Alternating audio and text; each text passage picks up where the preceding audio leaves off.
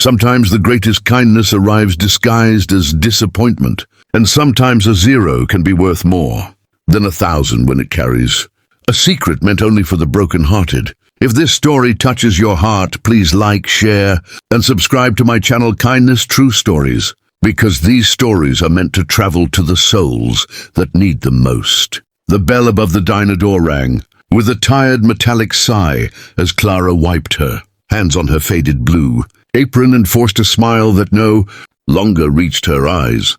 It was the end of a 14-hour shift, and her feet felt like they belonged to someone else. Swollen, aching, numb from standing on cracked linoleum since sunrise, the diner smelled of burnt coffee and fryer oil. And outside, the sky was already bruising into evening. Clara was a single mother of 2, and every shift felt like a quiet negotiation between hope and exhaustion. She worked this diner 6 days a week, sometimes 7, because rent did not care about fatigue and school lunches did not wait for miracles. Her youngest, Ellie, had asked that morning if they could get the light-up shoes everyone else had, and Clara had smiled and said maybe next month, knowing full well next month already belonged to overdue bills. When the man walked in, the entire diner shifted without realizing why. He did not wear flashy jewelry or a loud suit, but there was a calm authority about him, an ease that came from never worrying about prices. His coat was tailored, his watch understated but unmistakably expensive, and the owner hurried out from the back with a nervous grin, whispering his name to the cook like a prayer. Clara did not know who he was yet, but she knew the type. The ones who tipped either extravagantly or not at all. The ones who saw waitresses as part of the furniture. She was assigned his table because everyone else avoided it. And she approached with her standard greeting, voice gentle, eyes polite. He ordered simply soup and a sandwich. Black coffee, no substitutions, no small talk. During the meal he barely looked up. But when he did, his eyes were sharp. Observant, not unkind, just distant. Clara refilled his coffee twice, cleared his plate when he finished, and wished him a good evening. He nodded once and left without a word. When she picked up the check, her heart sank. The tip line read 0.0. For a moment she just stared, the numbers blurring as the familiar sting rose in her chest. She felt foolish for hoping, foolish for thinking maybe today would be different. She calculated quickly. That table alone had taken nearly an hour, time she could have spent turning over others, and now it amounted to nothing. She swallowed hard, folded the receipt, and slipped it into her apron, telling herself not to cry, not here, not again. The dinner rush surged and pulled her back into motion. Plates clattered, orders shouted, smiles performed on command, but the 0 burned in her pocket like a quiet insult. When the rush finally slowed and the diner emptied into the night, Clara began wiping down the tables, moving mechanically when she reached his table. She noticed something odd. The plate had been stacked carefully, the napkin folded in a deliberate way, and beneath the plate, partially hidden, was a small cream-colored envelope. Her first instinct was that it belonged to him, that he had forgotten it. She picked it up, turning it over. There was no name on it, just a single word written neatly in blue ink, Clara. Her breath caught. She had not introduced herself, not verbally at least. Her name was stitched on her apron, but few customers ever noticed. Her hands trembled as she opened the envelope. Inside was a handwritten note and a folded piece of paper. The note read, "You were watched more than you know, and respected more than you imagine. Sometimes dignity matters more than money. Read the paper when you are alone." Clara's heart pounded as she unfolded the paper. It was not money, not a check, not at first glance at least. It was a typed letter, official, with a logo at the top she did not recognize. It was an offer, a full scholarship to a private business and hospitality management program. Tuition paid, childcare stipend included, flexible scheduling, sponsored anonymously. Her knees nearly gave out as she leaned against the table, rereading the words again and again. Tears welled up, silent and hot. She thought of the nights she had cried herself to sleep, wondering how long she could keep going, how long her body would hold out, how long before her children started noticing the fear behind her smiles. She looked around the empty diner, the flickering lights, the worn booths, the life she knew too well, and for the first time in years, something inside her loosened. The $0 tip was no longer an insult. It was a test, a quiet moment of faith. And then the man had seen her, truly seen her, not as a waitress, not as a service, but as a woman fighting with grace. Clara pressed the letter to her chest, breathing through the sobs she had held back for so long. She did not know how her life would change yet, only that it already had, and somewhere out there, a man with more money than he could ever spend had chosen kindness without applause, leaving behind not cash, but a future. And as Clara turned off the diner lights and stepped into the cool night air, she felt something unfamiliar guiding her steps. Not exhaustion, not fear, but hope. Quiet, steady, and finally hers. Clara did not sleep that night. She lay on the narrow couch in her small apartment, with the letter spread open on her chest, the soft hum of the refrigerator and the distant sound of traffic filling the silence. Every few minutes she reread the words, as if they might disappear if she stopped looking at them. A scholarship, childcare support, flexible hours. It sounded unreal, like something meant for someone else. Someone stronger, smarter, more deserving. Yet her name was there in black ink. Her name, stitched onto an apron she had worn like armor for years. She thought about the man again, the calm way he had eaten, the way his eyes had lingered just a second longer than necessary, as if measuring something invisible. She wondered when he had decided, whether it was the way she spoke kindly to the elderly couple, even when they complained, or how she knelt down to Ellie's level when her daughter visited the diner after school, or how she never rolled her eyes or sighed even when customers were rude. Clara realized then that kindness was not loud. It was consistent, and someone had finally noticed. Morning came too quickly. Ellie and her older brother Noah shuffled out with sleepy eyes, and Clara packed their lunches with hands that still trembled. She did not tell them yet, not because she did not want to, but because she was afraid of breaking the magic too soon. At the diner that day, she worked on autopilot. Her co-workers joked and complained, unaware that something inside her had shifted. During her break, she called the number listed on the letter. Her voice shook as she spoke to a calm woman who confirmed everything. Yes, it was real, yes. The sponsor wished to remain anonymous. Yes, they had observed her for months, visiting the diner quietly, asking others about her, watching how she treated people when she thought no one important was looking. Clara ended the call and sat in the storage room with tears streaming down her face. Months, someone had been watching her goodness when she felt most invisible. The weeks that followed were a blur of paperwork, disbelief and quiet joy.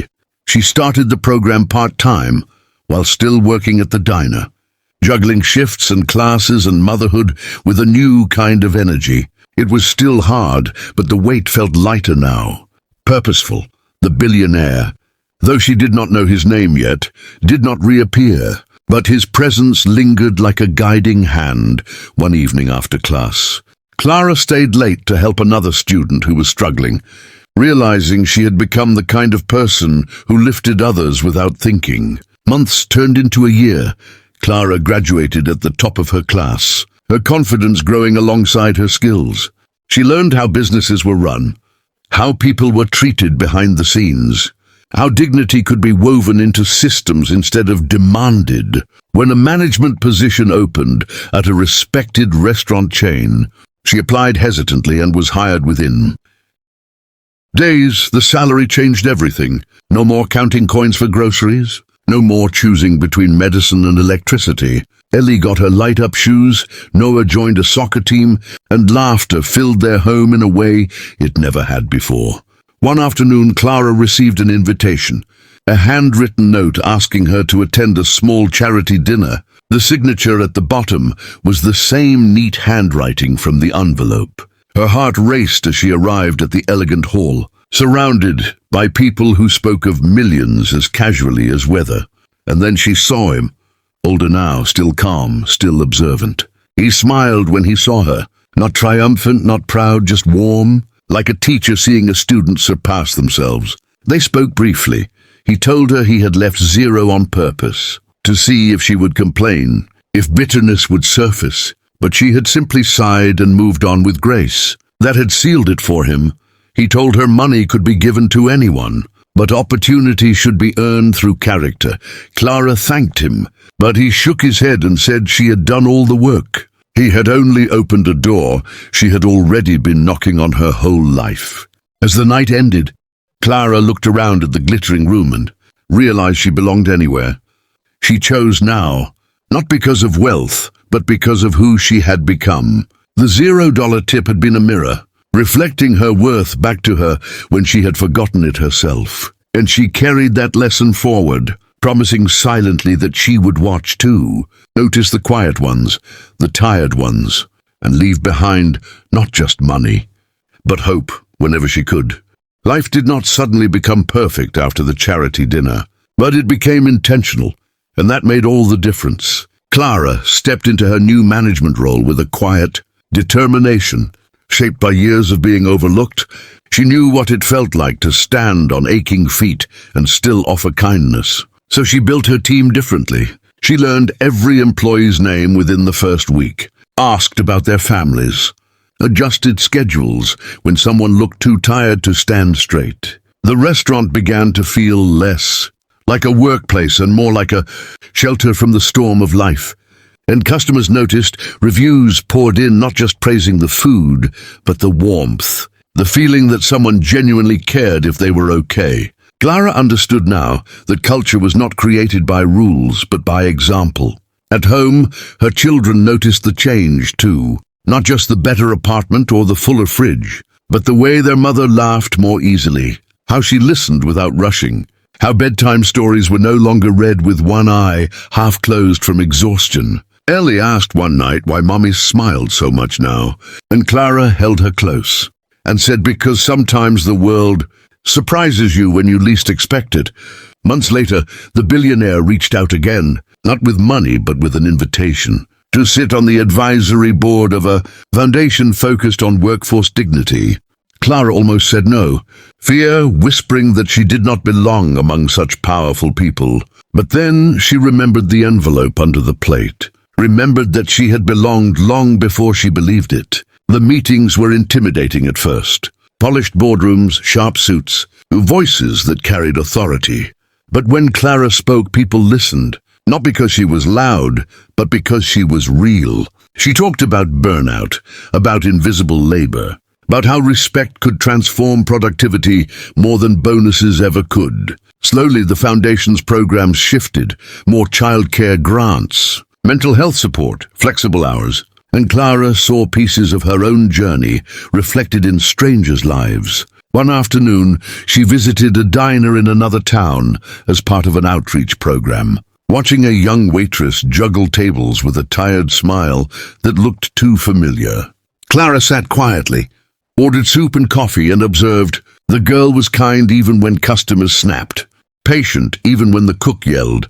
When Clara left, she wrote 0 on the tip line, her heart pounding as she did it. Then she tucked an envelope beneath the plate. Later that night, she received a message through the foundation. The waitress had found the envelope and was crying, thanking a stranger she would never meet. Clara sat on her couch and cried too, understanding now the full circle of the gesture, how powerful silence could be when paired with faith. Not everyone approved of Clara's approach. Some investors questioned the practicality of compassion, arguing numbers mattered more than feelings. Clara answered calmly that feelings were numbers, just measured differently. Retention rates improved, sick days dropped, loyalty increased. The data eventually spoke for her. But she never lost sight of the human stories behind the graphs. One evening, Noah came home upset after a coach benched him unfairly. Clara listened, then told him about a time she had worked hard and received nothing in return, about how that moment had not defined her worth. Noah hugged her and said he wanted to be strong like that. Clara realized then that her greatest legacy was not the programs she built or the policies she changed, but the example she set for her children. Years passed. The diner where it all began eventually closed, replaced by a shiny franchise. But Clara visited the spot one last time, standing on the sidewalk where she had once counted her tips with dread. She whispered a thank you to the version of herself who had not given up, who had kept choosing kindness even when it hurt. The billionaire, now frailer with age, attended one final board meeting. He told Clara privately that watching her grow had been one of the most meaningful investments of his life, not because of returns, but because of ripple effects. Clara smiled and told him the ripple had started long before him, with every small choice to stay gentle in a hard world. When he passed away months later, his will included no mention of her name publicly, but Clara received one last note, handwritten, saying simply, "You proved that dignity multiplies when shared." Clara framed it and hung it in her office, not as a trophy but as a reminder. On difficult days, she looked at it and remembered the zero, remembered how emptiness could hold possibility, how judgment could hide belief, how a single silent gesture could alter the direction of countless lives. And as she continued her work, watching, listening, leaving envelopes where no one else thought to look, Clara carried forward the quiet truth that had saved her, that sometimes the greatest generosity is not what we give openly, but what we trust someone to become. The years that followed felt like a long, gentle exhale after a lifetime of holding breath. Clara's life had grown larger, not louder. She was invited to conferences, featured in quiet articles about leadership with empathy. But she never forgot how easily attention could erase humility. So she kept small rituals that anchored her.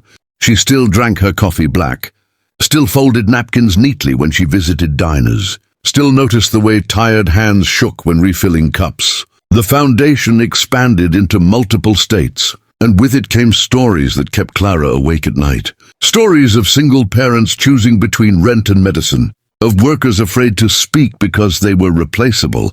Every story felt personal. Every face reminded her of a version of herself she could have remained, if not for one unseen act of faith. One afternoon, Ellie, now a teenager, volunteered with her mother at a job training center, watching quietly as Clara spoke to a group of nervous trainees. After they left, Ellie asked how her mother knew exactly what to say. Clara smiled and answered that pain teaches a language books never can. Ellie nodded, absorbing a lesson that would shape her own future. Noah, taller now, helped with logistics, setting up chairs, listening to stories that hardened his sense of justice and softened his heart. At the same time, Clara watched her children grow into people who noticed others, and she knew the cycle had truly shifted, not just financially but morally. One evening, after a long day, Clara found herself back at a small-town diner on a work trip. It was nothing like the place where her story began, yet everything about it felt familiar. The hum of exhaustion, the quiet resilience in the staff. She sat alone, ordered soup and coffee, and listened. The waitress, a middle-aged woman with lines of worry etched into her face, apologized for the delay. Clara smiled and told her to take her time. When the check came, Clara paid in cash. But before leaving, she did something different. She wrote a note, not about opportunity or tests, but about worth, it read. "You matter more than you know, and your kindness is seen." She left it under the plate with a generous tip, understanding now that sometimes people needed affirmation more than challenges. Kindness, she had learned, was not a formula, it was a conversation with the moment. As Clara stepped outside, she looked up at the sky, remembering the night she had left her. Old Dinah with an envelope pressed to her chest, fear and hope tangled together. She realized that her life had not been changed by money or education alone, but by being trusted. Trusted to respond with grace, trusted to grow, trusted to carry kindness forward without supervision. That trust had become her compass, guiding every decision, every program, every quiet intervention. The foundation eventually created a scholarship named not after a donor, but after a value, the Dignity Grant. Clara insisted it remain anonymous, awarded to those who showed consistent kindness in unseen spaces. No speeches, no cameras, just envelopes left where disappointment was expected. Critics said it was inefficient, untraceable, but Clara knew the truth. Some seeds only grow in secrecy. On the anniversary of the night that changed everything, Clara returned to her old neighborhood, standing outside the building where she had once cried herself to sleep. She placed a small envelope in the community center's mailbox. Inside was funding for a childcare program, signed only with a simple line, "For the ones who keep going." She walked away without looking back. At home later that night, she gathered Ellie and Noah, now young adults with their own dreams, and told them the full story from beginning to end. About the $0 tip, the hidden letter, the fear, the choice to remain kind even when hurt. Her children listened in silence. Ellie cried, Noah clenched his jaw, and in that moment, Clara saw the story pass into them, not as a tale of luck, but as a responsibility to see others, to act without needing credit, to believe in people when they least believed in themselves. Clara knew her journey was not about endings, but about continuations. Every person she helped would help another. Every quiet act would echo forward, long after names were forgotten. The world would never run out of hardship, but it would never run out of opportunities for grace either. As Clara sat by her window that night, the city lights glowing like distant promises, she whispered a thank you, not to the billionaire, not to fate, but to the version of herself who had endured invisibility without becoming bitter, who had held on to kindness when it felt useless. That was the true miracle. The story ended not with wealth or applause, but with a woman at peace, surrounded by lives she had touched and lives still waiting to be seen. And if this story moved you, inspired you, or reminded you to choose kindness in your own life, please like, share, and subscribe to my channel Kindness True Stories. Your support helps these stories reach hearts that need hope, and together we can keep kindness alive.